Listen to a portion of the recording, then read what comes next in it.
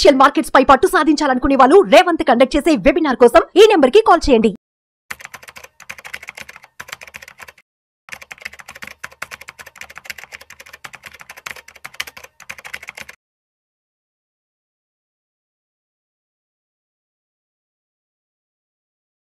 నమస్తే, నేను జీవి సత్యనారాయణ. ఈరోజు ఈ వీడియోలో రిలయన్స్ సోలార్ మాడ్యూల్స్ అంటే ఏవైతే సోలార్ ప్యానెల్స్ ఉంటాయి కదా, వాటిలోకి మ్యానుఫ్యాక్చరింగ్లోకి రావడం జరిగింది. కాంపిటీటర్ అయిపోతారు. టాటా, వారి మార్కెట్లో చాలా కంపెనీలు ఉన్నాయి.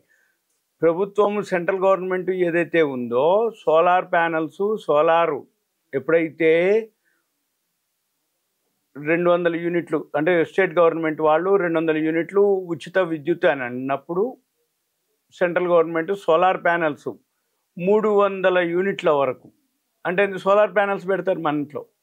అది మ్యానుఫ్యాక్చరింగ్ అవుతుంది. పవర్ వాడుకున్నంత వరకు వాడుకోవటం, మళ్ళీ గ్రిడ్కి అమ్ముకోవటం, గ్రిడ్ నుంచి మళ్ళీ మనకి సీజన్ అన్ సీజన్లో. అయితే ఇప్పుడు అవే సోలార్ ప్యానెల్స్ ఏవైతే ఉన్నాయో రిలయన్స్ తయారు చేయడం మొదలుపెట్టింది. అది ఏదైతే రిలయన్స్ ఇండస్ట్రీస్ ఫోటో వాల్టాయిక్ మాడ్యూల్స్ అనమాట, సోలార్ ప్యానెల్స్. అయితే ఈ బ్యాటరీ నిల్వ ఉత్పత్తి సౌకర్యాలు కూడా నిర్మించేటట్లు ప్లాన్ చేస్తున్నారు. ఆ పనిలో ఉన్నారు వాళ్ళు.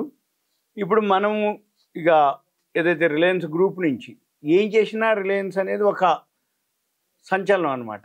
జియో అనుకోండి, సూపర్ మార్కెట్లు అనుకోండి, ఏవైతే డైవర్సిఫైడ్ ఒక ఫీల్డ్ కాకుండా, అంతకుముందు Reliance only crude oil KG basin, Krishna Godavari basin నుంచి క్రూడ్ ఆయిల్ తీయటం, మార్కెట్ చేసుకోవటం అంతవరకు. తర్వాత ఎప్పుడైతే డైవర్సిఫై అయిపోతుంది, వాళ్ళ అమ్మాయి అబ్బాయి వీళ్ళంతా పెద్దోళ్ళు కావటం, వాళ్ళందరికీ కంపెనీలు ఇవ్వటం, వీళ్ళు ఎక్స్పాన్షన్ చేసుకోవటం పోవటం, డైవర్సిఫైడ్ చేయటం పోవటం, వీటన్నిటితో పాటు ఏదైతే టెలికాం అనుకోండి, ఏ రంగాల్లోకి, కిరాణా మార్కెట్, సూపర్ మార్కెట్లు, ఎందులోకైనా, టెక్స్టైల్స్ అయితే ఆల్రెడీ ఉంది, విమల్ షోరూమ్ ఎప్పటి నుంచో ఉన్నాయి. ఓకే, అంటే డైవర్సిఫైడ్. ఇప్పుడు ఏదైతే రిలయన్స్ సోలార్ ప్యానెల్స్ తయారీ ప్రారంభించడం జరిగింది. ఈ బ్యాటరీ ఏదైతే నిల్వ ఉత్పత్తి సౌకర్యాలను కూడా నిర్మించే పనిలో ఉన్నట్లు తెలిపింది. 2035 నాటికి నికర శూన్య ఉద్గారాల స్థితిని చేరుకునే లక్ష్యంగా భాగంగా పునరుత్పాదక ఇంధనం నిల్వ హైడ్రోజన్ ఉత్పత్తి కోసం 2021లోనే $10 బిలియన్ 85,000 కోట్లకి ప్రణాళికలు వేయటం జరిగింది. అప్పుడే ప్రకటించడం జరిగింది. ఇప్పుడు మ్యానుఫ్యాక్చరింగ్ స్టార్ట్ అయింది. అయితే ఈ 85,000 కోట్లు 2021లో ఏదైతే ప్రతిపాదించిందో దానిలో భాగమే ఇప్పుడు సోలార్ పివి మాడ్యూల్స్ ఇది ఏర్పాటు చేయటం పూర్తయిందని రిలయన్స్ చెప్పడం జరిగింది. ఇది లేటెస్ట్. అయితే ఇటువంటివి అదానీ ఉన్నాయి, ఆల్రెడీ టాటా ఉంది, వారి ఉంది, విక్రమ్ సోలార్ అని, ఇటువంటివన్నీ ఆల్రెడీ సోలార్ ప్యానెల్స్ తెలిసినాయి. తెలవని ఇంకా చాలా ఉన్నాయి. లోకల్ ఉన్నాయి, నాన్ లోకల్, అంటే షేర్ మార్కెట్ రిలేటెడ్ తోటి ఉండి ప్రైవేట్ లిమిటెడ్ కంపెనీలు ఉన్నటువంటి చాలా ఉన్నాయి. ఈ సోలార్ ప్యానెల్స్ ఏదైతే ఉందో దానికి వాళ్ళందరికీ కాంపిటేటర్ రిలయన్స్. ఎప్పుడైతే రిలయన్స్ కాంపిటీషన్ వచ్చిందో టాటా, అదానీ, వారి వీళ్ళందరికీ అంటే ఇక సర్వీసు, గ్యారంటీ, వారంటీ, ఎవరైతే ప్రైసు, ఇవన్నిటిని బట్టి రిలయన్స్ వీళ్ళకున్న నెట్వర్కు, వీళ్ళకున్న పరిధి అంటే టాటా బ్రాండు, అదానీ బ్రాండు, వారి బ్రాండు అంటే ఆల్రెడీ వాళ్ళు ఎస్టాబ్లిష్ అయ్యారు. రిలయన్స్కి క్లయింట్ బేస్ ఉంది. ఇప్పుడు రిలయన్స్ నెట్ఫ్లిక్స్, ప్రైమ్ వీడియో మాదిరి రిలయన్స్ జియో కూడా ఉంది. అంటే ఇంటర్నెట్టు, టీవీలోకి, మన ఓటీటీ దాంట్లోకి, ఆల్రెడీ టెలికమ్యూనికేషన్, టెలిఫోన్లు, ఇట్లా ప్రతి దాంట్లోకి ఉన్నాయి. ఇప్పుడు వాళ్ళకి కమ్యూనికేషన్ అంటే డేటా ఉంది కాబట్టి వాళ్ళకి క్లయింట్ బేస్ అనేది కూడా చాలా ఈజీ అనమాట. అయితే ఇదంతా ఏంటిదంటే చైనా ఏదైతే దిగుమతులపై ఆధారపడకుండా ఉండాలని, మన దేశీయ తయారీ సామర్థ్యాలని పెంచే ఉద్దేశంతో 2026 జూన్ నుంచి స్వచ్ఛ ఇంధన ప్రాజెక్టులు ఉత్పత్తి చేసిన సెల్స్ని అనమాట సౌర పీవీ మాడ్యూల్ వినియోగించాలని ప్రభుత్వం ఆదేశించడం జరిగింది. 2026 నుంచి ఇవన్నీ ఏవైతే ఉన్నాయో మన అంటే చైనా నుంచి దిగుమతి చేసుకోకుండా సోలార్ ప్యానెల్స్ మన దగ్గరే చేసుకొని మనమే వాటిని చేయాలి అనేది 2030 నాటికి 500 గిగావాట్ల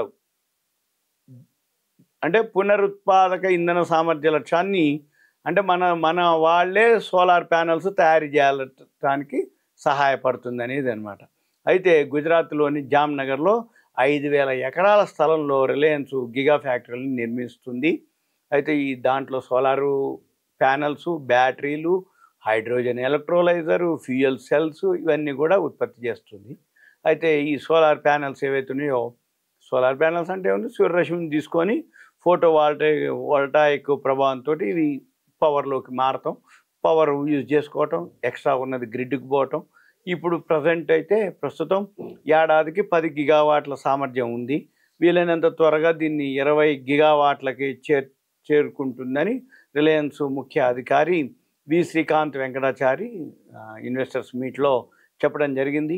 30 గిగావాట్ అవర్ బ్యాటరీ ఏదైతే తయారీపైన కంపెనీ దృష్టి సారించిందని చెప్పడం, 20 గిగావాట్ అవర్ సామర్థ్యాన్ని మాడ్యులర్ పద్ధతిలో విస్తరిస్తామని చెప్పడం, పునరుత్పాదక ఇంధన ఉత్పత్తిలో 150 బిలియన్ యూనిట్ల ఉత్పత్తి చేయడానికి భూమి పంపిణీ వ్యవస్థ కోసం కంపెనీ చూస్తుందని చెప్పటం, తర్వాత ఈ గుజరాత్లోని కాండ్లాలో హరిత హైడ్రోజన్ రసాయనాల కాంప్లెక్స్ని రిలయన్స్ నిర్మిస్తోంది. ఇది మల్టీ జీడబ్ల్యూ ఎలక్ట్రోలైజర్ తయారీకి ఊతమిస్తుంది. ఈ ఏడాది ఆఖరికల్లా 55 ఇంటిగ్రేటెడ్ కంప్రెస్డ్ బయోగ్యాస్ సిబిజీ అంటాం కంప్రెస్డ్ బయోగ్యాస్ ప్లాంట్లను కూడా కంపెనీ నిర్మించనుంది. కంపెనీకి ప్రస్తుతం 10 ఆపరేషన్ ప్లాంట్లు ఉన్నాయి. ఇవన్నీ రిలయన్స్ ఏదైతే ఉందో ఎనర్జీ అండ్ మెటీరియల్స్ కంపెనీగా అంటే ఇప్పుడు మార్చడానికి సహాయపడతాయని కంపెనీ వివరించడం జరిగింది. తర్వాత ఇప్పుడు క్విక్ కామర్స్లో కూడా ఆల్రెడీ ఉండటం జరిగింది. రిటైల్ రిలయన్స్ ఏదైతే ఉందో క్విక్ కామర్స్ పై అంటే ఎక్కువ చేయాలి, ఇంకా దృష్టి సారించడం జరిగింది.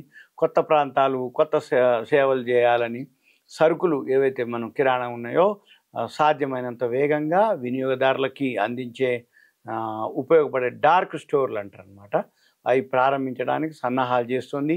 డిసెంబరు తోటి ఏదైతే పోలిస్తే మార్చి results quick commerce hyper local delivery ద్వారా వచ్చిన 2.4% వృద్ధి చెందిందని చెప్పడం జరిగింది. రిలయన్స్ రిటైల్ అనమాట అది. దాని సిఎఫ్ఓ దినేష్ తలూజా చెప్పడం జరిగింది. రాబోయే రోజుల్లో ఈ ఆర్డర్ల సంఖ్య ఇంకా పెరుగుతుంది, ఇంకా క్లయింట్ బేస్ పెరుగుతుంది. ఎటువంటి అంటే డెలివరీ ఛార్జెస్ లేకుండానే వేగవంతంగా డెలివరీ చేయడం ద్వారా వినియోగదారులకి అంటే వాళ్ళు ఎక్స్ట్రా ఛార్జెస్ ఏముండదు, సామాన్లు తక్కువ ధరకి ఇస్తాము అని దాంతో ఎక్కువ మంది అట్రాక్ట్ అయ్యిందని చెప్పడం జరిగింది. అయితే ప్రస్తుతం జియో మార్ట్లు ఉన్నాయి. ఆ జియో మార్ట్ యాప్ ద్వారా క్విక్ కామర్స్ సేవలు, క్విక్ కామర్స్ అంటే లేదు, మనం ఆన్లైన్లో పెడితే వచ్చేయటం అనమాట. 30 నిమిషాల క్విక్ సేవలతో పాటు షెడ్యూల్ డెలివరీ, సబ్స్క్రిప్షన్ సేవల్ని చేస్తుంది. ఇప్పుడు దేశవ్యాప్తంగా 4,000 పిన్ కోడ్లకి 30 నిమిషాల లోపే సరుకుల్ని అందించే విధంగా హైపర్ లోకల్ డెలివరీ సేవల్ని అందిస్తోంది. సగటు డైలీ రోజువారీ ఆర్డర్లు గత ఏడాదితో పోలిస్తే 62% పెరిగినాయి అని వీళ్ళ యొక్క దినేష్ చెప్పడం జరిగింది. ఇదంతా రాబోయే రోజుల్లో రిలయన్స్ డైవర్సిఫైడ్ అంటే ఒక్కొక్కటి అనమాట. క్విక్ కామర్స్ అనుకోండి, టెలిఫోను, టెలికాము, ఓటీటీలు, ఇప్పుడు ప్రజెంట్ సోలార్ ప్యానల్స్. అంటే నేను అనేది ఏంటిదంటే ఎప్పటికప్పుడు కొత్తదనం అనమాట. అంటే మనకి ఏం కావాలి, కొత్తగా ఏమవుతున్నాయి, ఏం మార్కెట్లో ఏది సేల్స్ ఉంటుంది, ప్రొడక్ట్ ఉంటుంది, నిత్యావసరాలు ఏముంటాయో చూసి రిలయన్స్ ఆ రంగంలోకి పెట్టుబడులు పెట్టడం, దాంట్లో చేయడం. ఇదంతా ఒక ఇన్ఫర్మేషన్, ఎడ్యుకేషన్, అవేర్నెస్ మాత్రమే. ఓకే, ఉంటా. Thank you. సెలవు.